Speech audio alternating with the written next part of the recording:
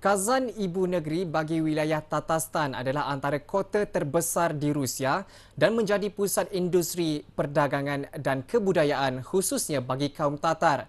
Tarikan utama di Kazan ialah Kremlin Kazan atau lebih dikenali sebagai sebuah kubu kota selain mempunyai jumlah penganut Islam paling ramai di Rusia. Ikon utama Kazan ini telah disenaraikan sebagai tapak warisan dunia oleh UNESCO pada tahun 2000 dan menjadi tarikan utama pelancong dari dalam dan luar negara. Ini kerana Kremlin Kazan mempunyai sejarah peradaban Rusia selain keindahan seni binanya yang sungguh unik. Ikuti laporan yang disediakan wartawan kami Azri Idris yang berada di Kazan sempena pameran perkhidmatan Malaysia 2013 baru-baru ini.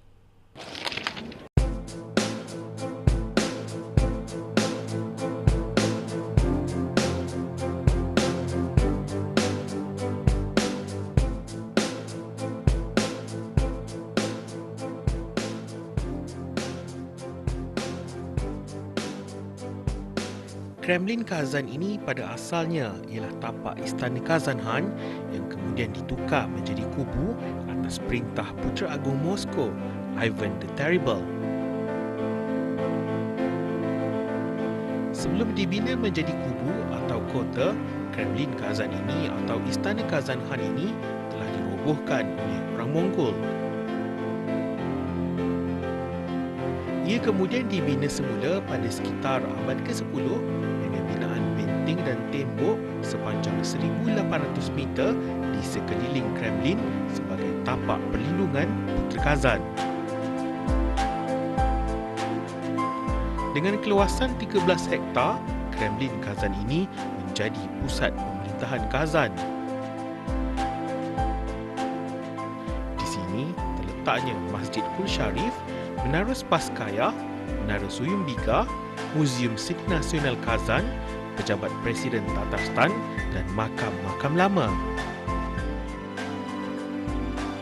Mercu tanda yang paling mudah dilihat di Kremlin Kazan ialah Menara Soyumbika. Menara ini telah dibina oleh putera Ivan untuk bakal Ratu terakhir Kazan.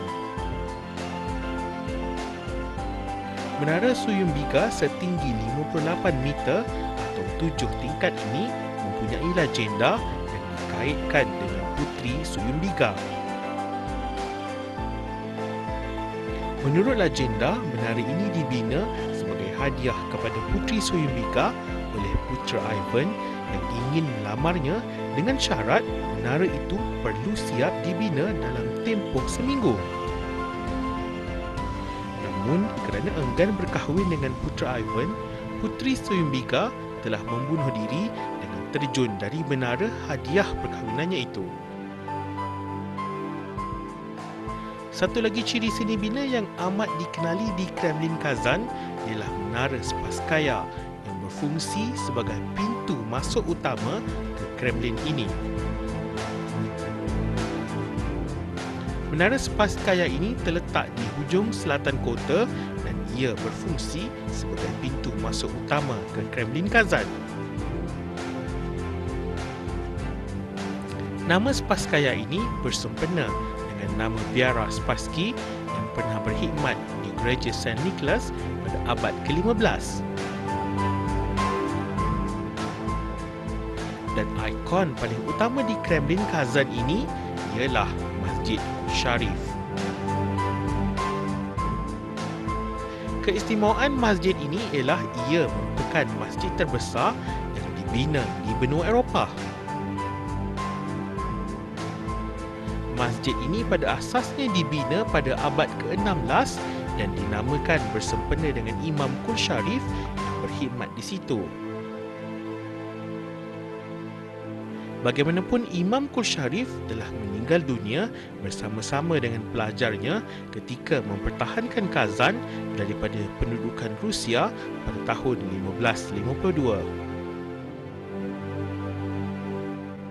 Masjid yang pada awalnya mempunyai pengaruh seni bina Renaissance dan Utsmaniyah ini akhirnya dihancurkan oleh tentera Rusia.